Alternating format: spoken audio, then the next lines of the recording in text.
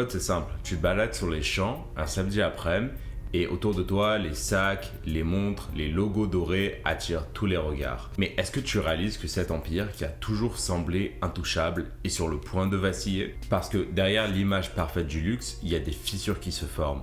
Les jeunes générations commencent à tourner le dos aux grandes maisons. Le marché de la revente explose et les pratiques douteuses que l'industrie a essayé de cacher et de foutre sous le tapis durant tant d'années commence peu à peu à remonter à la surface. Parce que cette entreprise qui a été si rarement remise en question est pourtant en train de faire face à une montée en pression qu'elle n'a jamais connue. Alors crois-moi mon pote, ce que tu vas découvrir aujourd'hui pourrait bien changer ta vision de l'industrie du luxe pour de bon, car on va plonger ensemble dans les coulisses d'un empire qui pourrait bientôt être sur le point de s'effondrer.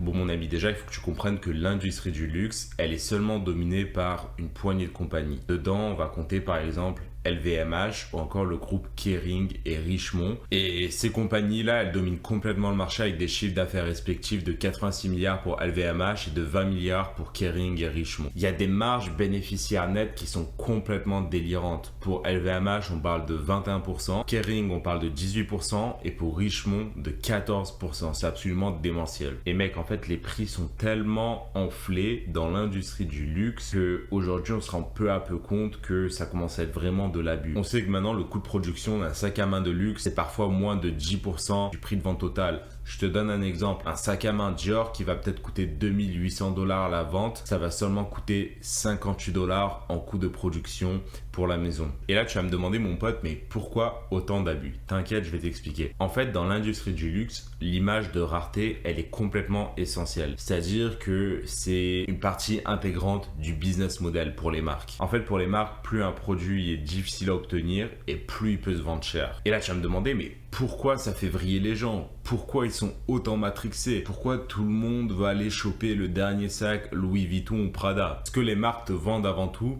c'est une promesse de rêve, une part de statut. En gros, les marques, elles savent pertinemment que plus les prix de vente augmentent et plus la demande va être élevée. Une partie intégrante de leur stratégie commerciale. Si tu savais pas, en économie, ce phénomène a en fait un nom très spécifique. Ça s'appelle l'effet Veblen. En gros, l'effet Veblen vient complètement tacler la loi de l'offre et de la demande classique parce que pour cette catégorie de produits, tu vas avoir une demande croissante du produit par le consommateur malgré une valeur pratique relativement faible. Et cet écart de prix exorbitant, ça repose pas complètement sur l'image de la rareté. Il y a encore la question de la provenance des produits et là encore, l'illusion domine. Bon, si on parle d'abord de la production, quand tu vas par exemple lire Made in Italy ou Made in France, tu vas forcément penser à des artisans dans leurs ateliers qui confectionnent à la main chacun des produits avec une attention super détaillée, super soignée. Et bien souvent gros, la réalité elle est très différente. Bon, ça a été débunké, je t'apprends peut-être rien, il y a eu plusieurs reportages, mais en gros on sait souvent que la fabrication des produits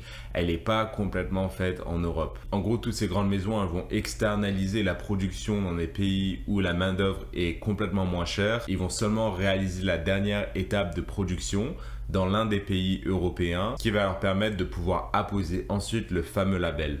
C'est complètement tout bénef pour les compagnies parce qu'ils ont une réduction massive des coûts mais à côté un prix de vente qui reste lui par contre super luxueux. Et oui mon pote, en gros les compagnies elles ont complètement un coût de production qui est dérisoire tout en maintenant les qualités de prestige et d'authenticité associées aux pays européens. Et mon pote, c'est pas fini parce qu'aujourd'hui l'industrie du luxe, il faut que tu comprennes qu'elle s'est mise dans une sauce toute seule, notamment à cause du marché de la revente. En gros, le marché de la revente ces dernières années il a complètement explosé pour l'industrie du luxe. Et pourquoi c'est une si grosse menace? Parce qu'en fait ce marché secondaire va directement menacer le contrôle qu'ont les maisons de luxe sur l'offre, l'exclusivité et la rareté des produits. Et le marché de la revente aujourd'hui c'est complètement énorme, c'est 33 milliards d'euros de chiffre d'affaires en 2021 et du coup c'est un manque à gagner pour toutes ces maisons. En gros ça représente environ 7% du marché total des biens personnels de luxe. Bon, du coup qu'est-ce que fait l'industrie face à ça? Gros, déjà il y a des marques qui vont aller jusqu'à racheter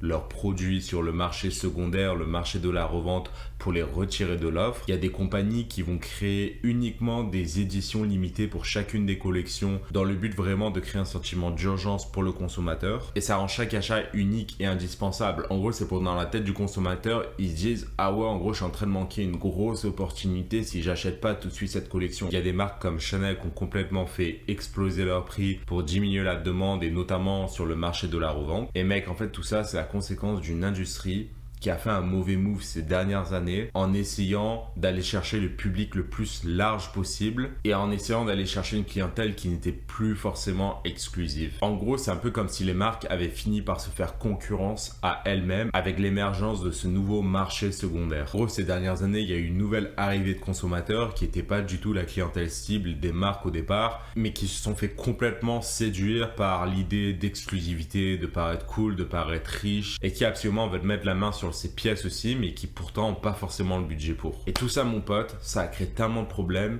qu'aujourd'hui, l'industrie, elle est sur le déclin.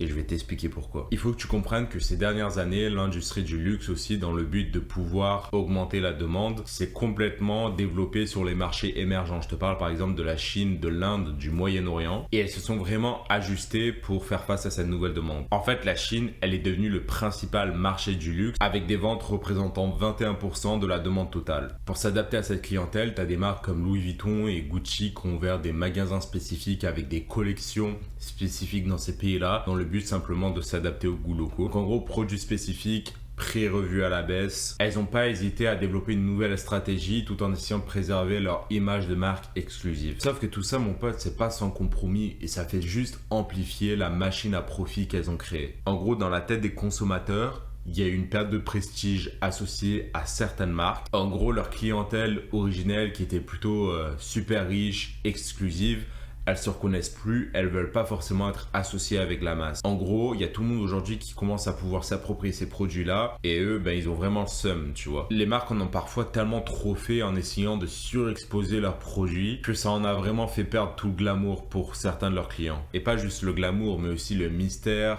l'exclusivité, le sentiment parfois un peu même de supériorité d'avoir un produit que personne ne peut avoir. Et mon gars, certaines marques se sont complètement faites approprier par la culture populaire. Donc autant dire qu'ils ont complètement shifté de clientèle. Je vais te donner un exemple très précis d'une marque qui se retrouve en PLS en ce moment. C'est le cas du groupe Kering qui possède plusieurs marques de luxe. Sauf que pour cette entreprise, 50% des ventes proviennent uniquement de Gucci et qui représente aussi en gros les 2/3 de la rentabilité opérationnelle de l'entreprise versus LVMH qui est genre une bonne part de Louis Vuitton mais qui est aussi énormément diversifié via plein d'autres marques. Et Gucci gros aujourd'hui est complètement en PLS. Ils ont tellement fait des mauvais moves. Il y a eu une baisse des ventes de 25% pour le troisième trimestre 2024 qui s'est récemment clôturé, pour s'établir à 1,64 milliard d'euros et suite à ça, le groupe Kering s'est complètement fracassé en bourse. Bon, tout ça aussi, c'est sans compter les bad buzz comme Balenciaga qui essaient toujours de trop en faire et qui ont fini par se faire accuser de sexualisation des enfants dans certaines de leurs campagnes et qui ont dû finir par s'excuser publiquement. Et gros, ce qui se passe aujourd'hui, c'est que la Chine est sur un gros déclin économique. Je te la fais courte, la Chine pour se développer économiquement ces dernières années a énormément investi dans le secteur immobilier, sauf qu'aujourd'hui, ce secteur il est en train de faire face à une bulle spéculative et il y a plein d'entreprises qui sont en train de faire faillite. Et forcément, la demande pour ce genre de produits qui sont absolument pas indispensables pour les consommateurs, elle chute drastiquement. Et pour l'instant, la Chine, on ne sait pas encore si elle va vraiment pouvoir s'en remettre. C'est que le début là de son déclin économique. Ça a seulement commencé hyper récemment et pourtant on a déjà vu une chute drastique dans la demande des produits. Et à ce moment-là, pour compenser, là, les marques, elles n'ont pas d'autre choix que de viser d'autres marchés, encore une fois, comme le Japon, qui lui, par contre, commence à avoir une demande émergente de plus en plus importante vers les produits de luxe. Bon, par contre, c'est pas le cas pour toutes les marques. En fait, tu vas avoir des exceptions comme Hermès, qui est bien arrivé à tirer son épingle du jeu. Cette marque, elle a jamais essayé d'attirer une clientèle plus populaire et du coup, ça a renforcé le sentiment de loyauté de la part de leur clientèle originelle exclusive de base. On a même assisté à une augmentation des ventes de 14% depuis le début de l'année, c'est absolument énorme. Pourquoi? Parce que Hermès va continuer à maintenir le mythe de la rareté, de l'exclusivité. Ils vont jusqu'à réserver l'exclusivité de certains produits à certains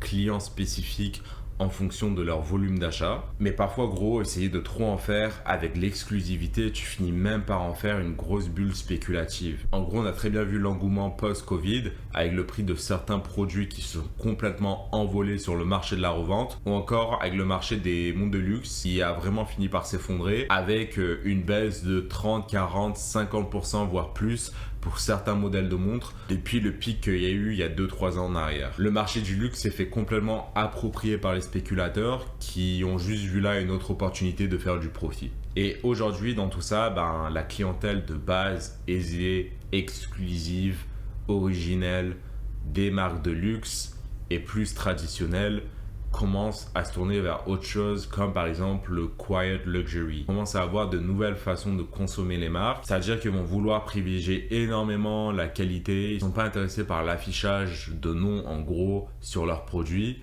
Ils vont vraiment se tourner vers la vraie exclusivité de qualité et dont la clientèle populaire n'aura jamais aucune idée que ça existe. Bon, gros, aujourd'hui, c'est quoi les solutions en fait pour toutes ces marques qui ont fait n'importe quoi ces dernières années? En gros, elles vont vraiment devoir commencer à changer de stratégie. Elles vont vraiment devoir se recentrer sur l'artisanat, la qualité, le vrai savoir-faire, la vraie exclusivité. Elles doivent aussi comprendre les nouvelles tendances de consommation et rester en phase avec. Et ces marques doivent avant tout arrêter d'essayer de ratisser le public le plus large possible et vraiment se concentrer sur leur noyau de consommateurs. C'est-à-dire qu'elles doivent faire de la vraie exclusivité. Pourquoi? Parce qu'elles ont des contraintes de production qui ne permettent pas de produire en masse dans le but de toujours préserver la qualité. Et renforcer encore une fois cette idée de quiet luxury. C'est-à-dire créer des pièces qui se distinguent vraiment par leur qualité et par leur volonté de s'adresser à un public qui comprend les valeurs de la marque et qui ne cherchent pas forcément à prouver au grand public qu'elles ont lâché 5, 10 ou 15 000 euros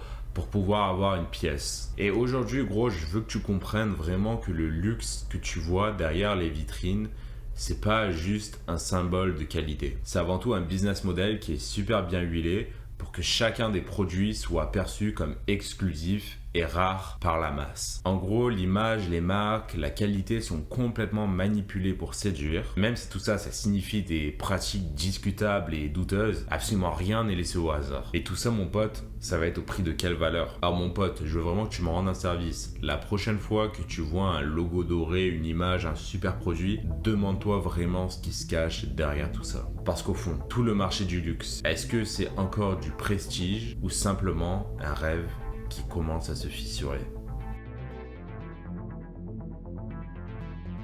Bon mon ami, merci encore d'avoir regardé ma vidéo. J'espère que ça t'a vraiment intéressé, que tu as appris des trucs comme d'hab. Encore une fois, je veux vraiment que tu me fasses un plaisir. C'est que si tu as aimé la vidéo, tu mettes un pouce bleu, que tu puisses t'abonner et tu manques pas les prochaines vidéos qui vont sortir chaque dimanche. Je commence aussi à travailler sur de nouveaux formats, je vais te proposer des nouveaux trucs, j'ai vraiment hâte que tu vois ça. Et encore une fois mec, tu sais quoi, si tu as des idées de trucs dont tu aimerais que je parle, des histoires dont tu aimerais en savoir plus et tout, mec, n'hésite pas à me faire savoir dans les commentaires.